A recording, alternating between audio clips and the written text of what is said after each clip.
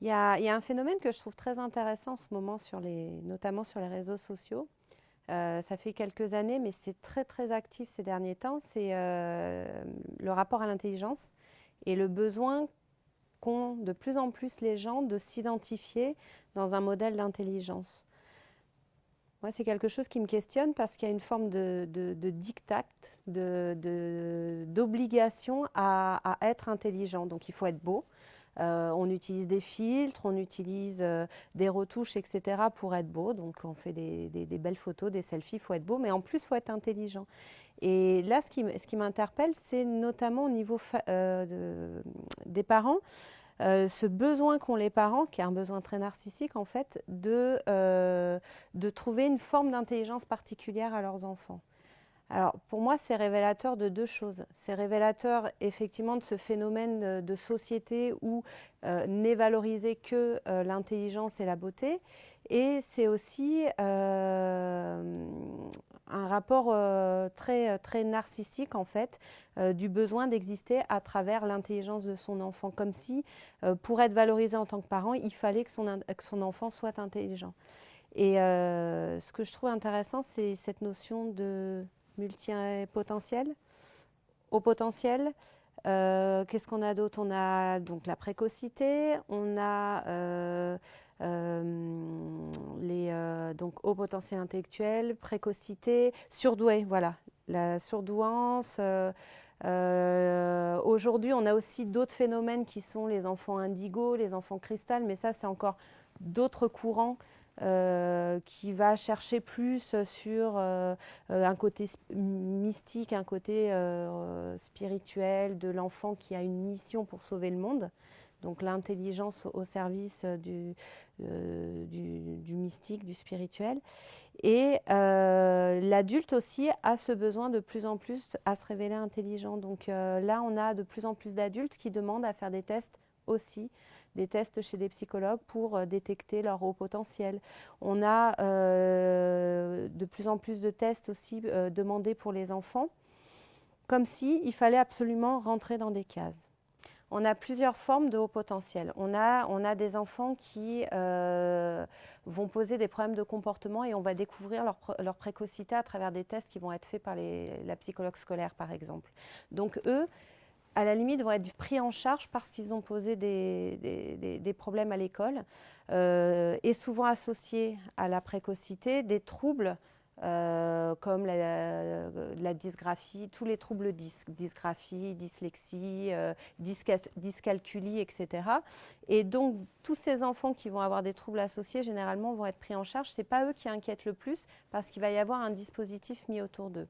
Ceux qui inquiètent le plus sont des enfants qui sont un peu des enfants passe-partout, qui vont être adaptés et qui vont se révéler souvent adultes avec un malaise qui n'a pas été pris en charge, qui n'a pas été reconnu. Alors on retrouve classiquement l'idée de l'enfant qui se sent un peu comme un extraterrestre, comme un alien dans un monde qu'il ne comprend pas trop, ou alors le monde ne le comprend pas. Et souvent, il y a un mal-être qui va traîner comme ça au fil des années, qui peut se transformer en dépression. On a les profils dits multipotentiels. Ce sont des profils de personnes qui ne peuvent pas s'épanouir que dans une seule chose. Ils vont avoir besoin d'avoir différentes activités. Donc quand ils sont plus jeunes, on a tendance à dire qu'ils sont dispersés. Quand ils sont adultes, on les appelle plutôt instables. Et ce sont des gens qui ne s'inscrivent pas dans une branche, ont beaucoup de difficultés à faire des choix et vont plutôt choisir différentes orientations, avoir différents métiers dans leur vie, vont rarement investir une seule carrière et donc peuvent renvoyer cette image d'instabilité des personnes qui ont énormément de mal à choisir, mais pour tout, donc aussi à s'engager dans des choses. Alors ça peut passer au niveau professionnel, mais aussi au niveau personnel, dans le mariage, etc. Ils peuvent avoir beaucoup de mal à s'inscrire dans un mariage parce que à chaque fois, pour eux, choisir, c'est renoncer. Donc c'est toujours l'angoisse de passer à côté de quelque chose d'autre. On a des personnes qui ont une forme d'hypersensibilité, une intelligence qui va être plutôt dite émotionnelle. Cette forme d'intelligence va être plutôt au niveau relationnel, donc soit dans l'intelligence intrapersonnelle, donc une connaissance un peu plus poussée d'eux, des questionnements, une introspection plus poussée, ou interpersonnelle, et ou d'ailleurs interpersonnelle, en lien et en relation avec les autres. Donc là, on va être sur des profils comme ça, différentes formes d'intelligence qui sont connues, reconnues, classifiées et diagnostiquées. Donc ceux-là, ce n'est pas les plus inquiétants. Moi, ce qui m'inquiète, c'est ce phénomène où on a besoin de rentrer dans une catégorie. On a besoin d'être intelligent. Donc dès qu'on ne l'est pas, ou dès qu'on a l'impression de ne pas rentrer dans une catégorie, on va en chercher une et on va en créer une. Et aujourd'hui, quand vous recevez les parents, vous avez chaque parent qui a un enfant précoce. Quasiment toutes les familles autour de moi, que ce soit en formation, que ce soit en cabinet, aujourd'hui revendiquent un peu le fait d'avoir un enfant précoce. Sauf que la précocité, elle rentre dans un caractère d'handicap. Et ça, les personnes ne se rendent pas compte. Très souvent, j'ai tendance à dire aux gens que la meilleure façon de savoir si votre enfant est précoce, ce n'est pas tellement de le tester, mais c'est de voir comment le vit le parent. Les parents d'enfants précoces sont très souvent très malheureux, très mal. Ça demande beaucoup d'énergie, il y a une forme d'incompréhension, il y a un relationnel qui est assez complexe et compliqué avec l'enfant. Donc ce sont souvent des parents qui sont en souffrance. C'est pas un, comment dirais-je, un atout, c'est pas un faire-valoir d'avoir un enfant précoce. Et aujourd'hui, on est un peu dans l'idée d'être fier d'avoir cet enfant précoce. Donc moi, c'est ça qui me dérange, c'est ce diktat autour de « il faut absolument être intelligent », comme si en fait, être juste normal, avoir une intelligence juste normale, voire même une intelligence peut-être un peu plus faible, c'est pas acceptable. On relie aujourd'hui la valeur personnelle à l'intelligence. Comme dans d'autres contextes, on va relier la beauté à la valeur personnelle. Donc, il faut s'afficher, il faut être beau, il faut mettre des filtres, il faut bien passer.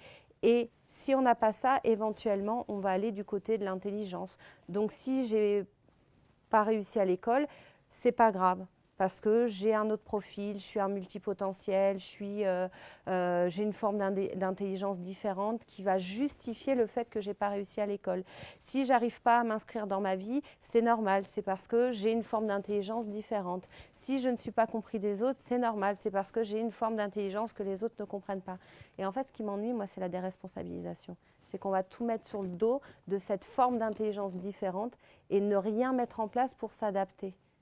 Et le problème, c'est que la société ne s'adapte pas aux personnes. C'est les personnes qui, à un moment donné, doivent faire le pas vers la société pour s'adapter.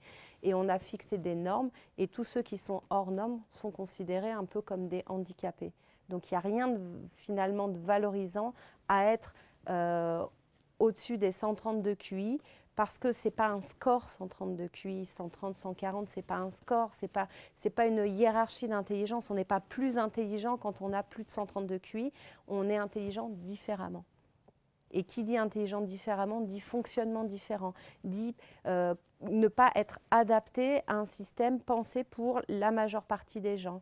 Et la majeure partie des gens, c'est des gens qui se situent dans une intelligence moyenne, voire un petit peu plus faible, voire un peu plus supérieure. Et ça, c'est la norme. Quand on est trop haut, on ne rentre pas dans le cadre. Quand on est trop bas, on ne rentre pas dans le cadre. Et je pense qu'à un moment donné, il va falloir peut-être réfléchir sur la valeur personnelle. À quoi on relie et qu'est-ce qui donne la valeur d'un individu? Est-ce que l'individu ne peut être valorisé qu'à travers sa beauté, son intelligence? Ou est-ce qu'il peut être valorisé à travers des caractéristiques qui lui sont propres, à travers peut-être un chemin de vie particulier, à travers une façon de marquer les esprits par sa personnalité et non pas seulement par une forme d'intelligence ou une autre. Donc voilà, moi c'est un peu toute cette dictature qui me dérange aujourd'hui et qui amène aussi du coup En fait, il y a un double tranchant. Ça permet à des gens de se réconcilier avec eux-mêmes parce que se disant finalement, si j'ai raté à l'école, c'est pas que je suis bête, C'est juste que j'avais pas les clés ou j'avais une forme d'intelligence différente. Donc ça, c'est plutôt sympa. Dans cette idée-là, on se dit, bon, bah, finalement, ça justifie, je suis pas bête, je reprends confiance en moi, je peux avoir de l'estime pour moi. Donc là, oui, je trouve ce côté effectivement un peu intéressant. Mais le problème, c'est qu'en pensant comme ça, bah, on va enfermer aussi les gens dans une obligation d'intelligence et on interdit la bêtise. Et la bêtise, on devient une insulte. Quelqu'un qui est limité intellectuellement, en fait, ça devient une insulte. On n'a pas le droit d'être bête. Et moi, je revendique le droit d'être bête. Je revendique le droit de ne pas avoir une intelligence supérieure. Je revendique le droit d'aimer faire des choses bêtes, simples. Je revendique le droit de ne pas avoir toujours un trait d'esprit. Je revendique le droit de ne pas avoir une connaissance générale de plein de choses. Je revendique le droit, pour certaines personnes, d'être heureux dans une vie où ils travaillent de 8h à 17h, où ils rentrent chez eux, où ils se mettent devant le journal de 20h, où ils regardent les émissions d'Arthur, ils rigolent, ils passent du bon temps, ils partent en vacances toujours dans un contexte qui est le leur. Ils ne se posent pas de questions sur la politique, sur l'avenir de la géopolitique, de l'avenir de la planète, etc. Moi, je revendique le droit à ces gens-là d'exister, d'être heureux.